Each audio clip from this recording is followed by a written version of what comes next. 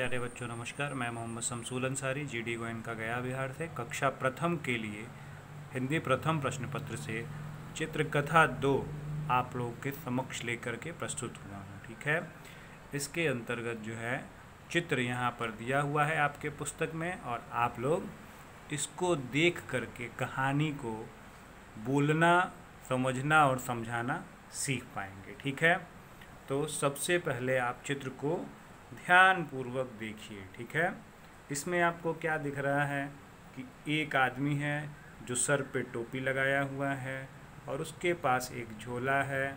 बंदर हैं जो पेड़ों पर बैठे हुए हैं, हरा पेड़ है। ठीक है, दोपहर का टाइम है, सूरज क्या है बिल्कुल अपने चरम पर है, गर्मी बहुत ज़्यादा है।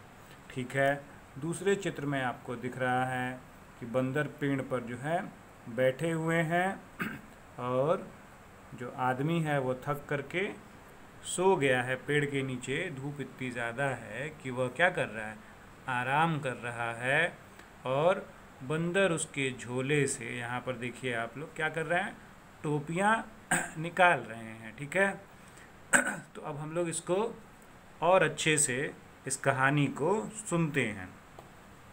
कहानी सुनने से पहले सबसे पहले आप लोग ये बताएं कि बंदरों का काम क्या होता है। आप लोग देखें बंदर क्या करते हैं, हमेशा जो है नकल करते हैं। बंदरों का काम क्या होता है, नकल करना होता है।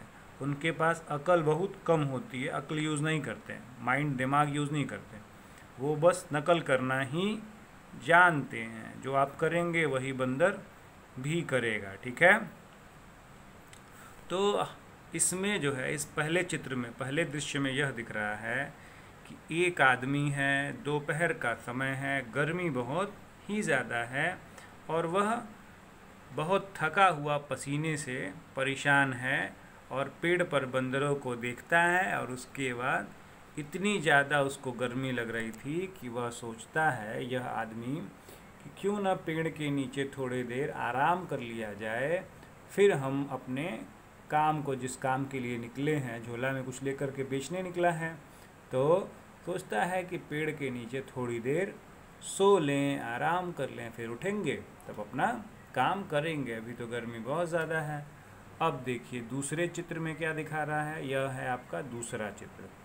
आदमी जो है अपना झोला उतार के रख देता है क्योंकि झोला उठाए रहेगा तो भारी लग रहा था उसको, और सो जाता है यहीं पे पेड़ के नीचे, जहाँ पर बहुत सारे बंदर पेड़ों पर दिख रहे हैं आपको। ठीक है, और जैसे ही यह सोता है तो बदमाश बंदर क्या करता है, भाई देखा कि वो आदमी तो टोपी लगाया है, ये आदमी टोपी लगाया हुआ है ना, देखिए इस चित्र में भी, इस चित्र में भी, तो वो बैग को खोलते हैं सब, और बैग को खोलने के बाद उसमें से टोपी निकालना शुरू कर देते हैं सब। और वह किसकी नकल करते हैं, इसकी नकल कि ये टोपी लगाया है तो हम लोग भी टोपी लगाएंगे।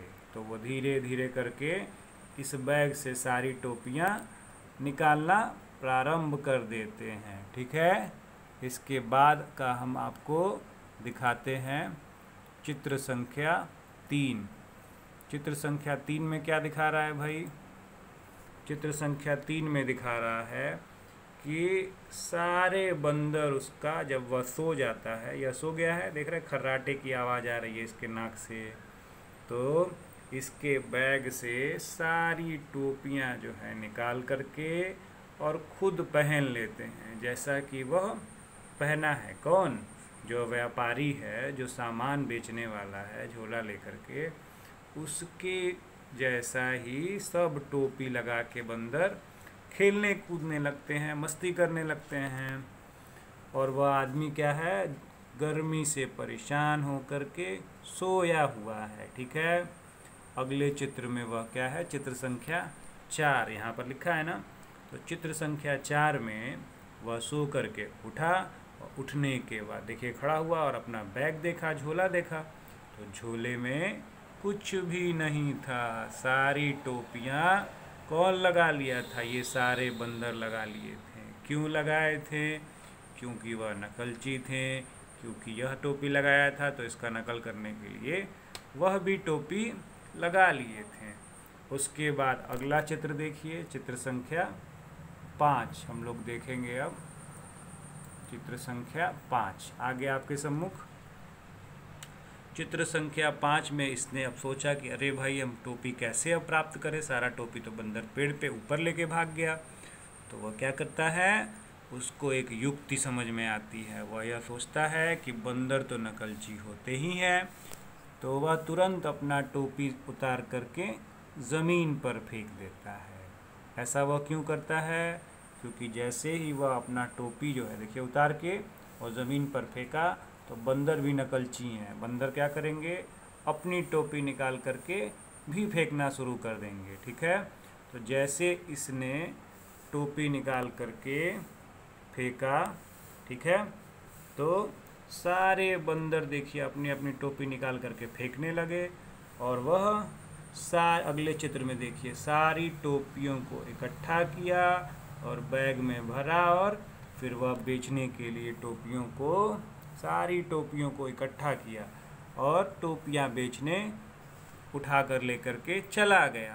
तो इस कहानी से आपने क्या सीखा कि हमको किसी की नकल नहीं करनी चाहिए, बंदरों के जैसे अकल नहीं यूज़ करना चाहिए। अगर नकल करना है, नकल तो पहली बात करनी नहीं चाहिए, और कोई चीज़ कॉपी करनी है तो उसमें अपना दिमाग भी यूज़ करिए।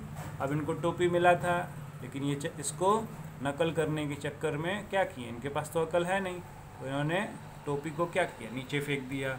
अगर ये चाहते तो टोपी लगा के अपने पास रखते, फिर फाड़ के फेंक देते, कोई यूज़ नहीं होता।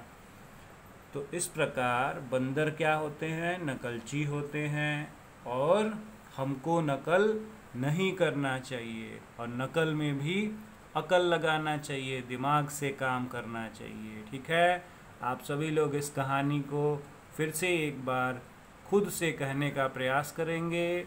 शुभ दिन, धन्यवाद, नमस्कार। इसके आगे हम लोग अगले वीडियो में पढ़ेंगे।